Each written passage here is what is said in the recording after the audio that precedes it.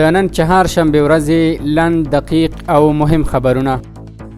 د ترانسپورت او هوایي چلند وزارت ویان امام الدین احمدي وایي موږ غواړو چې افغانستان په ترانزیتي څلور لارې بدل کړو او د دې لپاره معاملي کار پیل کړی دی. د ستندرد ملي ادارې لخوا په تیرو څو ورځو کې په اسلام قلعه بندر کې 29 ټانکره بې کیفیت ډیزل او پټرول تیل ایران هیواد ته وګرځول شول. یا د اداره له سوداګرو غواړي چې هیواد ته با کیفیت تیل وارد کړي. د استخباراتو لوی ریاست وایي چې ځواکونو د بغلان په دې سلا ولسوالۍ کې بېلابېلې سپکې او درنې وسلې کشف او نیولې دي.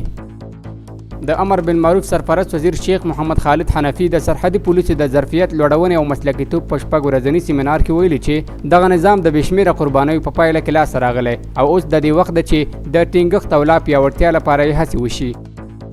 د افغانستان بانک مسؤلین په خپل کلني راپور کې وایي چې په وروستي یو کال کې 3 میلیارډه 140 میلیونه او 800,000 افغانۍ نوي بانک نوټونه چاپ شوي.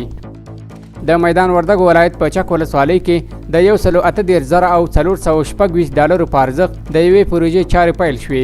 د مسؤلینو په وینا په دې پروژه کې د استنادي دیوالونو، پلچکونو او ورخونو چارې شامل دي چې 9,000 کسان به په مستقیم او غیر مستقیم ډول ګټه ترې واخلي.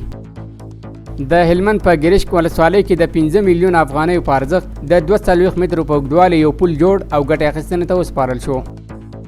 کورنۍ چارو وزارت وایي امنیتي پولیسو 28 تنه په وروستیو 4 ساعتونو کې د غلا، ناقانونه وسلو ګرځولو، وسلوال برید او د قتل د هڅې په تړاو د هیواد په 5 ولایتونو کې نیولي دي.